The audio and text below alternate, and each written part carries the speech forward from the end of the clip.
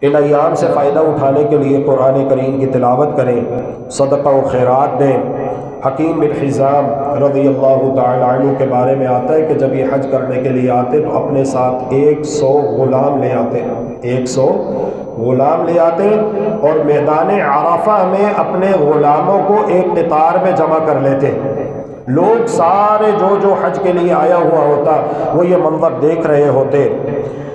حکیم بن حزام وہاں پر اللہ کو گواہ بنا کر یہ کہتے ہوئے انہیں آزاد کر دیتے کہ یا اللہ، یہ غلام میرے غلام تھے، آپ نے انہیں میری دسترس میں، میرے قبضے میں دیا ہوا تھا، میری ملکیت میں۔ اے اللہ، میں نے ان سب کو آپ کی رضا کے لیے آزاد کر دیا۔ اے اللہ، میری یہ نیکی قبول کر کے میری گردن کو جہنم کی آگ سے آزاد کر دیجیے۔ کس طرح لوگ اللہ تبارک و تعالیٰ کے ساتھ سودے کر رہے ہیں، تجارت کر رہے ہیں، اور محنت کر کے، کوشش کر کے اپنے آپ کو جہنم کی آگ سے بچانا چاہتے ہیں، اللہ کے غضب سے، اللہ کے غصے سے بچانا چاہتے ہیں، اللہ کا قرب حاصل کرنا چاہتے ہیں۔ اور اس منظر کو دیکھ کر لوگ رو پڑتے ہیں، لوگوں کی چیخیں نکل جاتی ہیں اور کہتے ہیں ربنا هذا عبدك قد اعتق عبيده ونحن عبيدك فاعتقنا من النار۔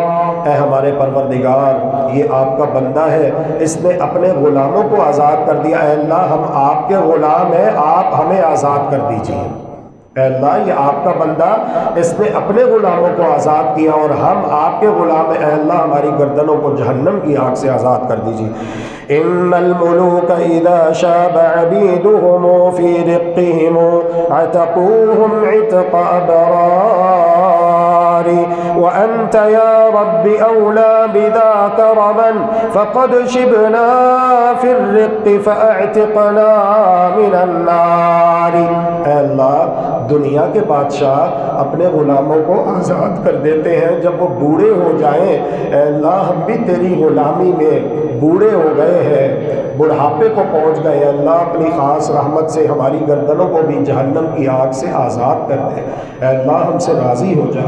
اے اللہ، ہم دنیا میں ماچس کی تیلی کی حرارت برداشت نہیں کر سکتے، ماچس کی تیلی، اس کی حرارت ہم برداشت نہیں کر سکتے، تو جہنم کی آگ تو دنیا کی آگ سے 69 درجے زیادہ گرم ہے، ہمارا یہ جسم اسے کس طرح برداشت کرے گا؟ ان تعذبهم فانهم عبادك وان تغفر لهم فانك انت العزيز الحكيم۔ اے اللہ، اگر آپ ہمیں عذاب دیں تو ہم بندے آپ ہی کے ہیں۔ اے اللہ، آپ ہمیں عذاب دے کر کیا کریں گے؟